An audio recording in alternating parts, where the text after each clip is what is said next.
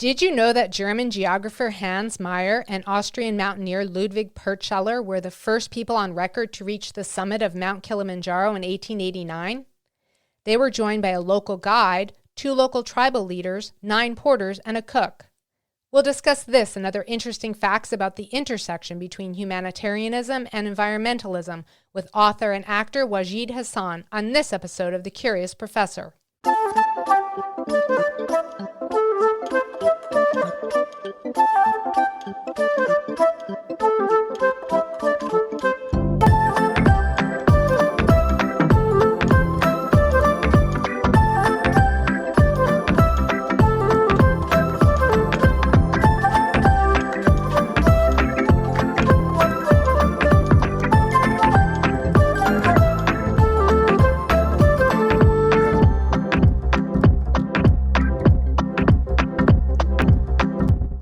Hi everyone, I'm Dr. B. Welcome to the Curious Professor podcast, where I take listeners on a journey of discovery to explore the people, places, artifacts, and natural wonders that spark my curiosity. On this episode of the Curious Professor podcast, we'll explore the fascinating experiences of the multi-passionate author, speaker, healer, and actor Wajid Hassan. But first, a trivia question. Who was the youngest person to climb Mount Kilimanjaro, Africa's tallest peak and the world's tallest freestanding mountain? I'll have the answer for you at the end of this episode. I'm thrilled to have Wajid Hassan on the show today. From Pakistan to England and then settling in the USA, Wajid has lived an interesting and varied life in many fields of endeavor. From a technical background as a field services engineer to stand-up comedian with over 20 years of experience as a union actor doing voiceover, narration, and commercials, as well as TV and movie roles. Wajid also encompasses over 40 years of experience in the field of metaphysics, healing, spirituality, and New Age concepts. He is one of the only Muslim-born authors writing about New Age philosophy, and his book, The Struggle for World Sanity, was a #1 bestseller on Amazon. When I learned about Wajid's work as a humanitarian and environmentalist, my curiosity was immediately piqued and I wanted to learn more. I hope this interview with Wajid will spark your curiosity too. Welcome to the show, Wajid. It's great to have you here. Thank you, Karen. Real pleasure to be on your show. So let's start with, what's the most important thing I should know about you? The most important thing that you should know about me, I'm just a normal guy who has had experiences that have been absolutely amazing. And what I wanted to let your listeners know is that if I can have experiences like that, then everybody can. If they're like curious like you are and I am, and open up their mind and open up their intuition, they can have enlightening experiences. So that's really what I can say about that. What makes you smile the most? Probably a good comedy on TV. I'm a big fan of stand-up comedy because I've been in the entertainment business for the last 20 years. And so I think laughter is a really good medicine. I mean, there's been studies shown. I know one person who had terminal cancer and cured themselves just by watching funny sitcoms on TV. So a state of mind, a positive state of mind, even looking at myself when I'm feeling horrible and just smiling at myself in the mirror, they say, kicks in endorphins.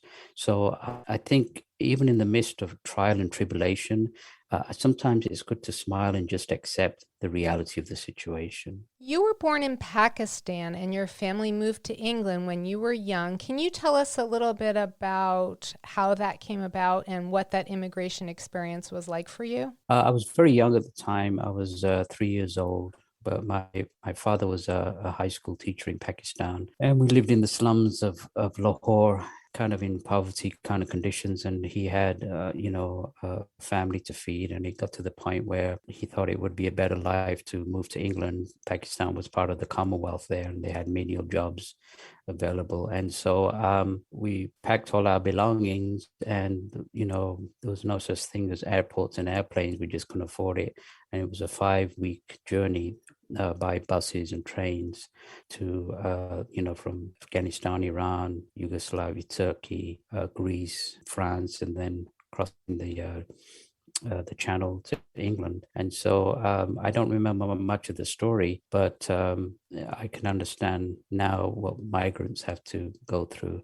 in these days when they're trying to look for a better life. Does that give you more compassion for the immigrant experience? Absolutely, absolutely. I think it's appalling that these days that there is such a thing as refugees and migrants.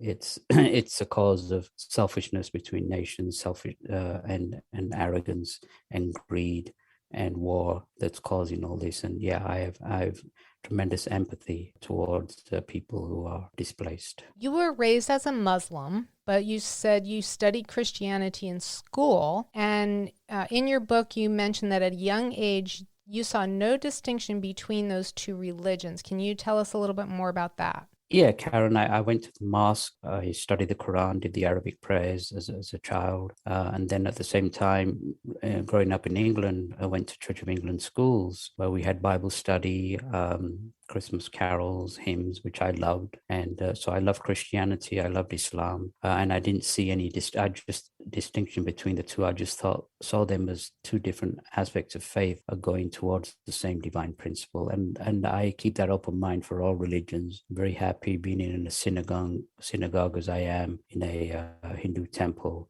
They're just, for me, they're just different aspects of worship of the same divine source. And you classify your book that you wrote as New Age. So, how did you get from your upbringing in more traditional religions to writing in the New Age philosophy? It was at the age of 16 that I met my own yogi master, an Englishman by the name of Dr. George King, in London. And I was taken back at his teachings and decided to follow his concepts. Nothing against mainstream religion. I just found something that was more enlightening for me, probably based on past experiences I had maybe in previous reincarnations.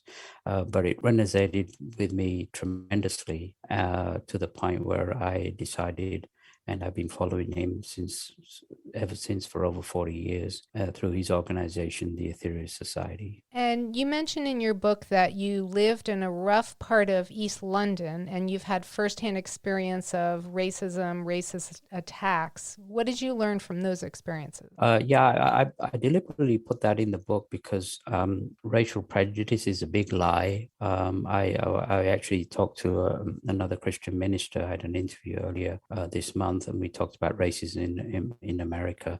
And it's a big lie because we're all part of the human race. It's been indoctrinated by the media, by politicians, by leaders of religious that groups and that were separate. I think that people need to understand if they understood the truth behind reincarnation, a lot of this racial prejudice would simply disappear. And that's one aspect that I also put into the book, that reincarnation has to be reintroduced again in the teachings of all religions, of all philosophies, because first of all, it'll explain the so-called inequalities. But most of all, people will be very careful going to war, knowing that they may be killing maybe their brother or sister or father or mother in a past life. And so it's very interesting also that Christian scholars recently are questioning the Christian church because they found out that the law of reincarnation was actually taught in the Christian church and was taken out deliberately to put in this one life message in order to control the masses.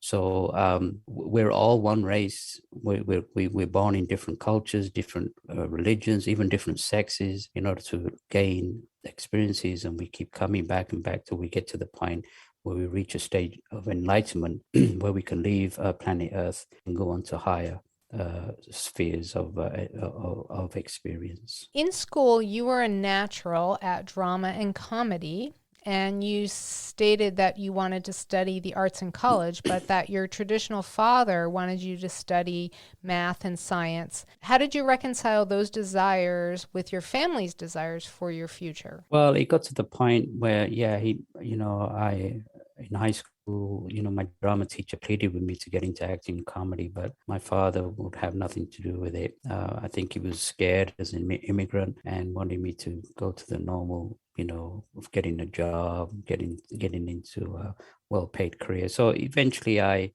got into a technical career as a field service engineer, not only in England, but also when I moved to America. It was later on, actually, when my master passed away, I got into a deep depression. And then my wife at the time, she said, why don't you do the little stand-up on comedy? You always wanted to do that. And so I decided to do that. And next thing I know, I got into the entertainment business, and for 20 years as a union paid actor, and did quite well. I mean, I didn't make it big, but it fulfilled something that I didn't get a chance to do in my early years. So, are you still doing acting, or is that something that you've moved on from? Well, I did it in LA for 20 years, and then recently I moved to North Carolina to be close to immediate family. And I have an agent, but I'm focusing more on the book and promoting these teachings that I've learned over the last 40 years. I feel that message is more important than acting and comedy at the same time. But at the same time, if my agent has something for me, I'm not going to turn it down. And I thought it was interesting when I was looking at your reel on Internet Movie Database that you had acted in Mad Men, and I was a huge fan of Mad Men, and I remembered that episode. So tell us a little bit about some of the most interesting acting roles that you've had, or some of the things that you experienced in the acting realm that you think listeners might enjoy. Well, Mad Men was definitely a highlight of my life. Unfortunately, Hollywood seems to stereotype ethnics. So, even though I was raised in England, they always want you to put on an Indian accent or play the cab driver or the doctor or the guru or whatever the ethnic. And for me, at first, it kind of bothered me. And then I decided, you know what, if this is what they want and they want to pay me, I'll do it. And as you know, acting is just like writing or music or anything like that, is extremely competitive. Where I excelled was actually in commercials. I did a bunch of national commercials as a character actor. And, you have to handle a lot of rejection, like 99.9% rejection. But the big high, I guess, is when you're on set and you get to do the commercial or the sitcom or part of the movie. And it was very fulfilling in many ways, but very challenging in many other ways as well. You are also an avid hiker, which I also enjoy hiking. I have not made it to Mount Kilimanjaro yet, but you have. You climbed to the top in 2006. What was that experience like for you? It was absolutely incredible. Prior to that, I went to Kenya and did a safari in the Serengeti, and it was absolutely fantastic. Then we drove over to Tanzania and climbed Mount Kilimanjaro. It terrified me looking at this huge mountain. But the guides have this saying, pole pole, which means slowly, slowly. So it's one step at a time in climbing the mountain. I guess it's the same as life in itself. You can't rush life. You have to just take it as one day at a time.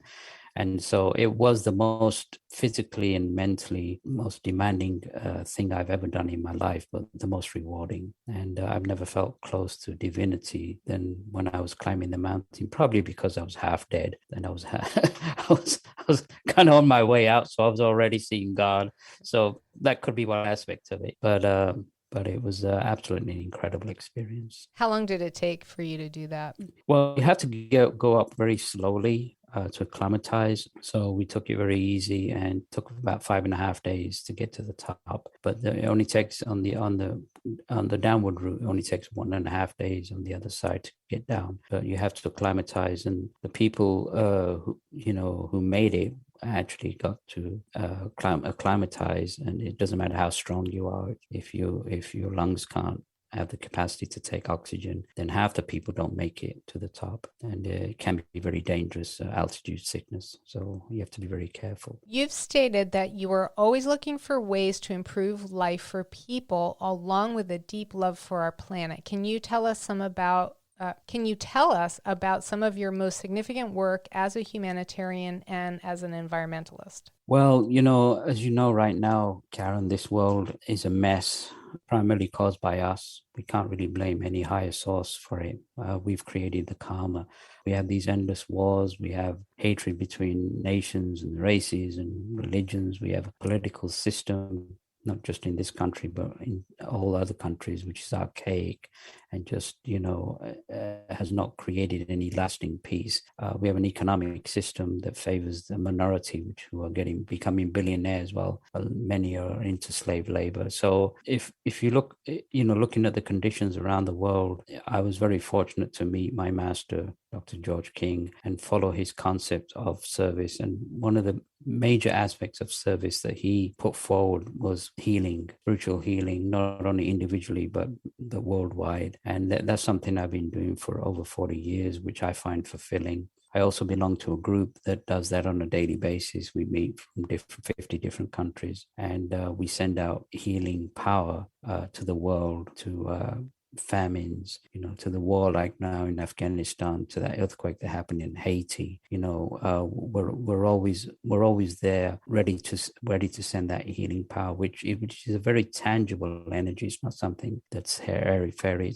It's like electricity, but on a more higher, subtle level. But it is a real energy that is really lacking in the world right now. And that's was one of the main reasons for writing the book, is that, there's a great change that's occurring on planet Earth right now. And the only way to fix that change, fix these terrible conditions, is by spiritual energy and enlightenment and healing the whole world. You've also stated that women will be leading the world in the future. Tell us why you believe that. Well, most indigenous tribes on the planet know, and the West ignores it, but they have to realize more and more that this planet that we live on is a beautiful, living, breathing goddess who has given us shelter through space for millions of years. And most of us have pretty much raped her resources, have taken from her and not given anything back. And now what's happening with this great reset, this great change, is that the Mother Earth is also raising her vibrations on top of the astrological vibrations of the Aquarian age, which is demanding that mankind change. But she's also raising her vibrations. And part of this climate change is not only about carbon emissions. The ice caps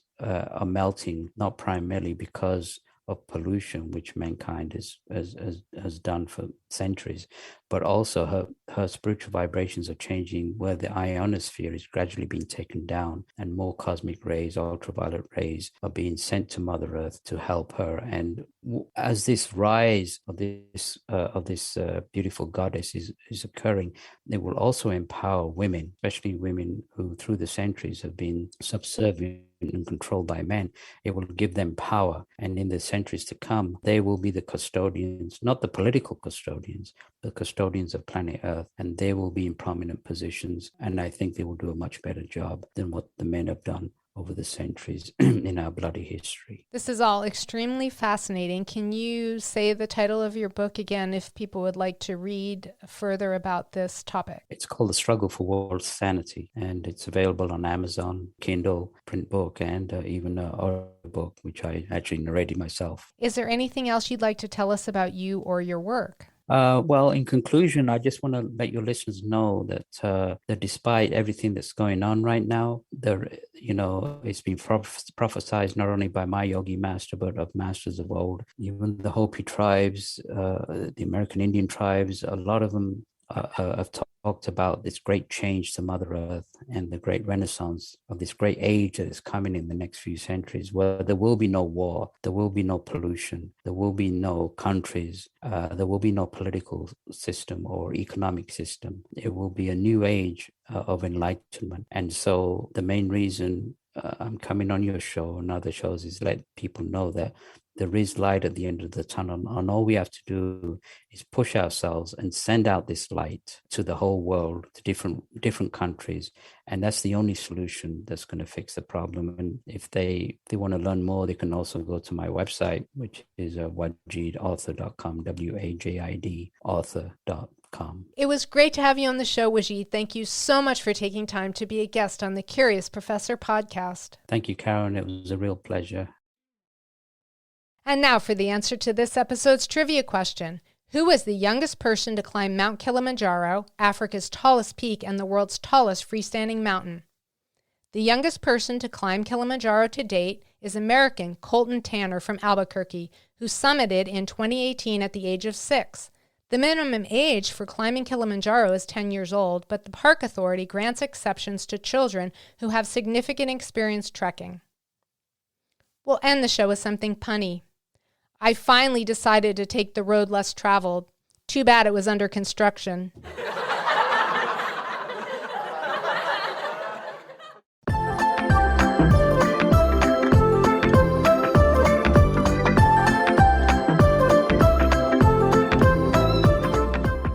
Thank you for joining me for this episode of the Curious Professor podcast. If there's a person, place, artifact, or natural wonder that has sparked your curiosity and you'd like for me to feature it on the show, please let me know. My website is thecuriousprofessorpodcast.com. If you enjoyed the show, be sure to subscribe to the Curious Professor podcast wherever you listen to podcasts. And if you'd like to become part of my community of curiosity seekers, be sure to visit my website, thecuriousprofessorpodcast.com, and join Dr. B's Hive. Until next time, always be learning and be curious with Dr. B.